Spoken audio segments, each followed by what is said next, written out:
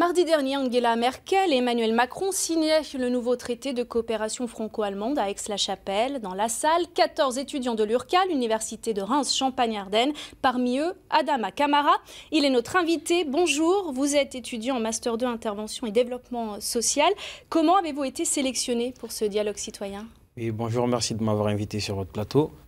Tout d'abord, un peu dans les faits, et le Palais de l'Élysée avait invité l'université de Reims Champagne-Ardenne pour les solliciter 14 étudiants. Et donc l'université de Reims Champagne-Ardenne avait décidé de cibler un public, c'est-à-dire un public étudiants internationaux qui avaient bénéficié d'une mobilité à l'étranger. C'était votre cas? Oui, c'était mon cas. J'ai bénéficié d'une mobilité à Istanbul dans le cadre de mon Master 1. Et aussi les étudiants qui avaient un attrait avec l'Allemagne, c'est-à-dire les étudiants qui sont en langue, qui apprennent la langue allemande, au fait. Alors c'était une expérience assez unique, on l'imagine, de vous retrouver face à la chancelière allemande et au président français, avec qui vous avez même pris un selfie. On va le voir. Quel souvenir en gardez-vous? C'est une photo collector, au fait. Collector qui il vous fait un clin d'œil, non? Oui, il me fait un clin d'œil. Parce qu'on a un peu échangé avant la photo. Je lui ai demandé une photo. Mais avant la photo, on a un peu échangé.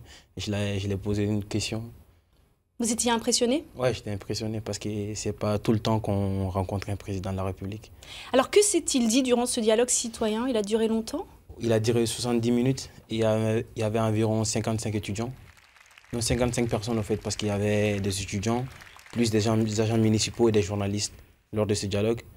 Et qu'est-ce qui s'est dit? Qu'est-ce qui vous a marqué, vous? Qu'est-ce qui m'a marqué le plus, c'est voir l'Allemagne et la France, déjà.